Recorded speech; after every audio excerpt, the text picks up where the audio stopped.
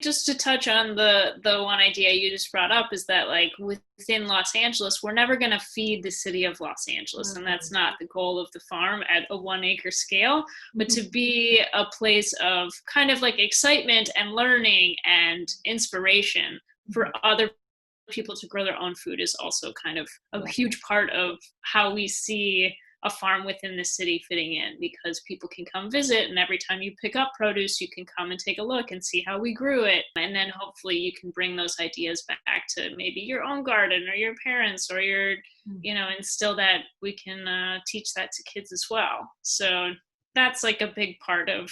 I love that. That's a huge mission. Yes, for teaching is more powerful even than doing it all yourself. Hey everyone, I'm so excited to have you back today. It's me, Lacey Graham. Today I'm here with Allie Greer of Avenue 33 Farm out in Los Angeles. We were introduced to Allie through the Kiss the Ground efforts that are going on over there. We recently did a live watch with a bunch of folks watching the Kiss the Ground documentary. If you have not yet watched that, you should totally check it out. It's free, it's on Netflix, it's eye-opening, and really helps everyone kind of connect back to what they can do to improve the earth, right? And our situation on it, and to learn what people are doing right now to improve the quality of our food, to improve the environment, to sink carbon, and do all these amazing things. And Allie is one of those people. Her, along with her husband, Eric Tommassini, run this small farm. I'm very excited because it's 1 acre, right, that you guys live on? Yes. And that you work? Okay, so that is really exciting because a lot of our listeners are working in an urban environment. They have a small backyard and they just want to make the most of it. So I'm really excited to talk to you about that and what the progression looked like for you in terms of kind of starting this project. So first, Allie, if you would just kind of introduce your background, where you've come from, and sort of how you landed in this world of agriculture. Sure, yeah. Hi, thanks for having me on. I'm super excited to chat about regenerative agriculture. I guess I got interested in agriculture, I think about 14 years ago. I saw a documentary. It was about how Cuba survived the oil embargo, and it was all about like within the city of Havana, how they took their model of importing food and created like a stable local agriculture that was all organic and not reliant on any chemicals because they couldn't import them. Wow. And so I was just like, that's amazing. What a cool thing to come of a crisis. And so I was excited about that and got interested in gardening and farming. And then as soon as you get introduced to people who grow food, you end up eating well, and then you feel good. And it was kind of the start. And around that time, I also met my husband. We were in college in Colorado, and he's Italian, and he was always very interested in food as well. And so I think, he also started getting into growing food at that time. And then we've moved all over, and we helped start a farm in Portland, Oregon, and then we also have day jobs. And so my day job, I work in the film and television industry. That brought us down to Los Angeles. And so we had been looking for a place to have a small house and a lot of land, always was our goal. And so we looked for first to work with the city and find land to use because we couldn't afford our own space. And then throughout the progression of 6 years, figured out a situation where we could purchase land and finally found a house with 1 acre, which I didn't think existed in the city, and it does. It's right outside of downtown Los Angeles. Wow. Yeah. I mean, I definitely would say that as a farmer with interest in farming, LA was not on my list. Yeah, exactly. I didn't think, hey, let's go start a farm in LA. Let's go. Exactly. That makes sense. I love how that you're making it work in, around your life. And I think that is really an important message, because so many people say, well, if I had this, or if I had that, or if I had this situation, but really it's about creating your situation and making what you want. And so I think that's a beautiful example. Okay. So how did you start? And you knew you wanted land. What did you know you wanted to do with this land? I guess having like started gardens for, like I started a lot of different gardens because we moved around quite a bit. Mhm. And so knowing that I always just wanted a lot of vegetables and always having the dream of getting to like plant trees and having more Mhm. time to develop soil, I Mhm. think the goal was always to find a way to kind of like create a system of a food forest or create a system of growing food that would support our own like vegetable and fruit eating, and then as well as be able to incorporate the community aspect and help like aid in our local food system and help our neighbors get healthy delicious food and flowers and create an ecosystem for plants and animals. Mhm. So that was always like the overarching goal. And we've studied a lot of different practices in terms of like permaculture or regenerative agriculture, I guess, is like kind of a newer philosophy, and biodynamics. And there's all sorts of different kind of ideas of how to farm. And so just always been interested in kind of finding new ways of improving soil health and growing food. So that was always kind of the goal. I love that. So, you made me think of like the grid, like when we think of the grid, we think about like electric, right? And people can get solar panels and they can actually feed back into the grid and kind of have a negative impact with their own electricity, their household electricity.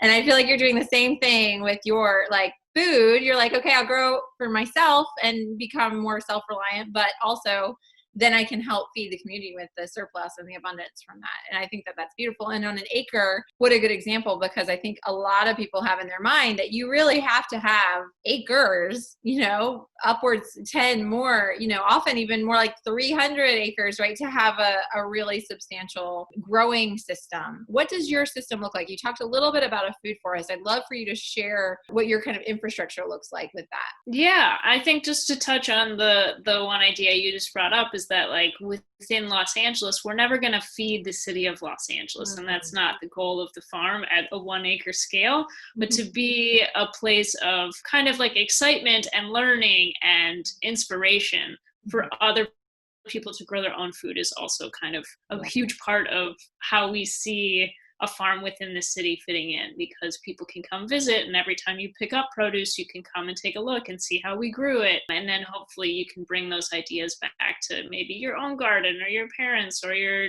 instill that we can teach that to kids as well. So that's like a big part of I love that. That's a huge mission. Yes, for teaching is more powerful even than doing it all yourself, right? That's great. I love it. Exactly.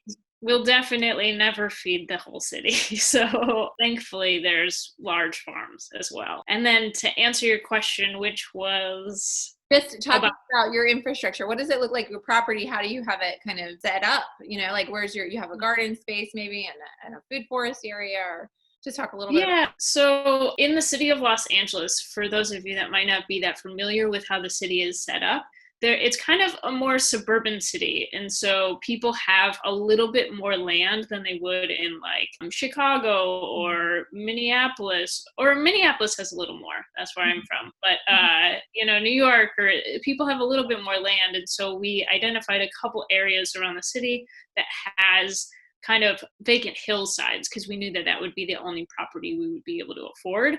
We would never be able to afford a flat piece of 1 acre land. And so we kind of identified 2 areas where we could find that. And so what we have is a small house that's in a canyon and then backs up to a vacant hillside.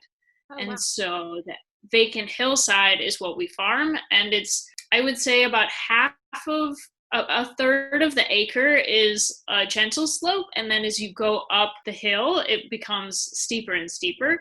And so we started at the place that's least steep and established a market garden. And so that was the first thing we did, and we established like 30-inch rows and 14-inch pathways, and figured out a system that goes along the contours of the hillside.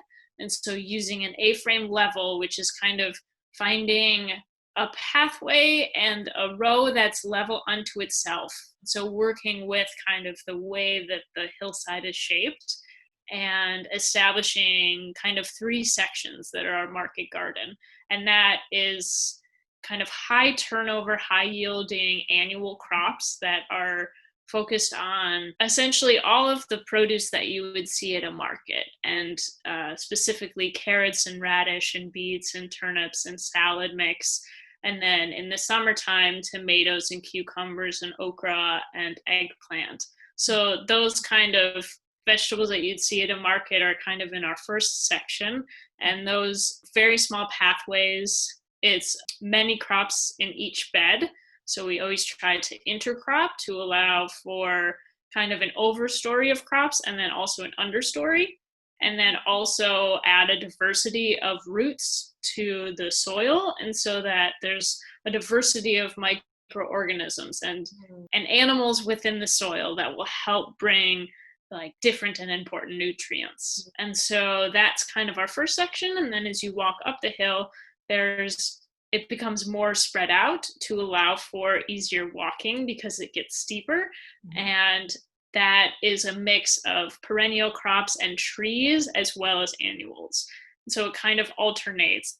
And there's a few different names for this style of agriculture, but it's kind of like a multi-strata agroforestry, which essentially is a food forest, or thinking about it as like fruit trees and then perennial crops as well as annuals, and always trying to fill up different heights within the farm. And so trying to create a tall story that's producing food, as well as like a middle story, and then kind of a ground cover, and figuring out kind of what crops can fill those spaces. And yeah, they're not currently terraced. We're working on some infrastructure to stabilize each bed to help with some of the land stabilization. And so we're using a combination of wood and then also living like grasses, specifically vetiver grass. So oh wow, neat. I love vetiver. So yeah, aromatherapy is one of the things that we do, and vetiver is an amazing plant. So that's cool. We can't grow it here, so I'm a little jealous. But yeah, what a neat way. And those roots run real deep. Exactly. Lots of medicinal properties too. Very cool. Okay, so I'm imagining I have a vision of what this looks like, and I can see kind of those multi-levels, like a stair step up this mountainside, and of just greenery, and I love it. It sounds amazing. So what are your goals in the future for your place in terms of, are you going to be adding any more trees? Are you sort of just nurturing these things that you've already planted? Yeah, so I guess we've been on this specific property for 2 years, and we've been helping out and starting specific farms for like 12 years. So we had a lot of knowledge going into it.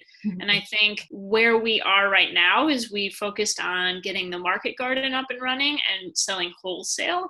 And so we did that for the first year and a half-ish. And so that focused on essentially making the business pay for itself. So it's not quite covering as much labor as we put in still, but it allowed us to expand. And so we've been expanding as the farm has been able to pay for that. And so, yeah, we expanded. I think we're about maybe a third or even a fourth of an acre planted. Wow. And so it's like heavy turnover, high yielding, really focused on establishing good soil. And I think in the future, our goal is to continue to establish better and better soil with the help of like lots of different techniques, and focusing on creating diversity and focusing on the regenerative model of soil building. And then also, as we like expand, figuring out ways of kind of growing into our climate, and that as we go up, we want to be planting a lot more natives, and finding ways of securing the hillside and making sure that they need less water and they're drought tolerant, and we establish good soil, which will help retain the water that does fall in Los Angeles, but because it's a very warm climate and then also can be prone to drought, we also want to like think about, as we're building the farm, how to create a system that's more and more able to withstand any changes that will happen within the climate coming up. But yeah, we're expanding all the time. We're trying not to, because we're about at the limit that Eric and myself can handle. But for now, it's tough to stay confined. And so we just built 3 new beds. And I think right now we have 18 fruit trees, and we have 11 more on their way for this Wow. winter. That's a So lot. yeah, That's a big deal. yeah, So what it's I love hearing though is that you have these challenges, the weather, the climate, the terrain. I think a lot of people think, oh, I have to have this perfectly flat square space for a garden and it needs to be, very structured and all of the things need to look just right.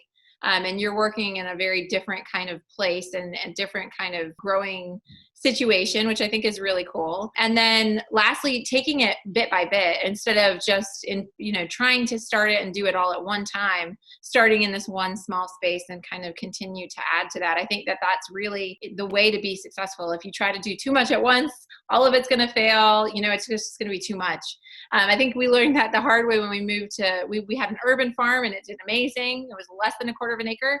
And then we moved out to 10 acres and now we're like, our garden is sad. It's better now.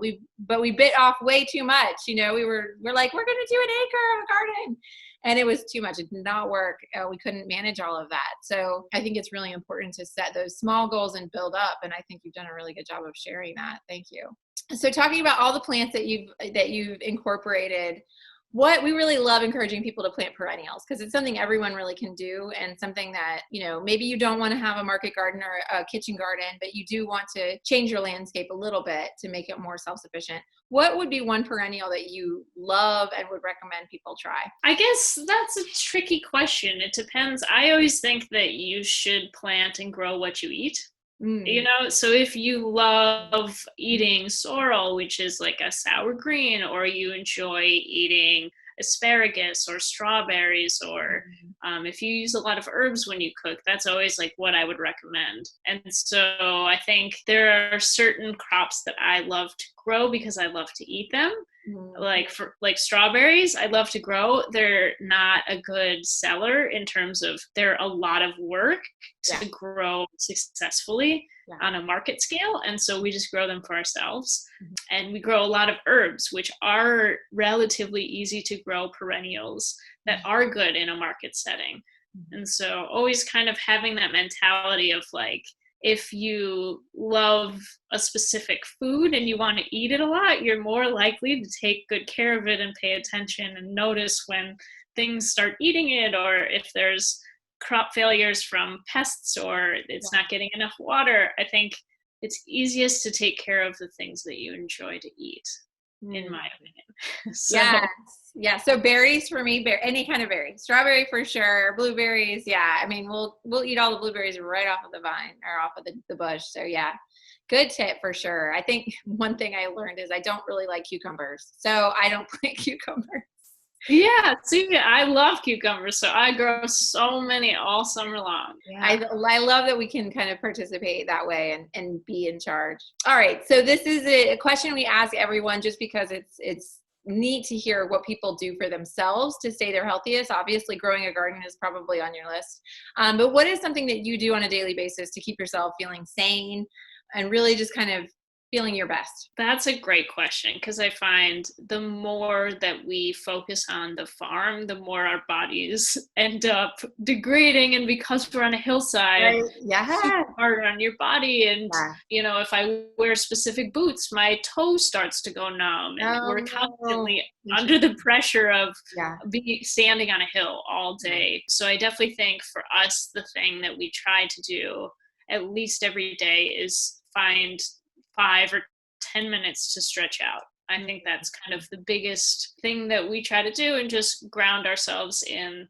our bodies and know that in order to make our business successful, we need ourselves to stay healthy. I think, having fresh produce all the time is such a gift that we might not take advantage of as much as we should. We end up eating like tater tots or something that's like fast and easy and filling, and as opposed to eating the crops that we work so hard to grow. But I would say like the thing that we try to focus on and always come back to is stretching and getting in tune with how our bodies feel every day. Yeah. Stretching is such a good reminder because sometimes I overthink it and I'm like, well, I don't have time to do a full yoga class right now. But even if you just stood and did the bending and the downward dog and then the standing. It's really amazing. So that's a really good reminder. Thank you for that. Yeah. All right, everyone, you can connect with Allie and Eric on their Instagram account. I'm going to let her share with you a few other ways that you can stay in touch if you want to see pictures of what they have going on and just keep up with how they're growing their small farm. Allie, what are the best ways for them to stay in touch with you? Yeah, we post pictures of what we're up to on Instagram, and that's av33farm is the handle. And then we also are on a website, Avenue 30, or it's av33farm.com. And you can, if you're in the Los Angeles area, you can get produce that way, or connect and see a few more pictures and see a little more information about what we're up to. I love it. Thank you so much, Allie, for all the things you're doing with Kiss the Ground, with regeneration, with helping people see all the beauty that is around us that we can be a part of. So thanks, Allie. Yeah, thank you so much. I appreciate you having me on.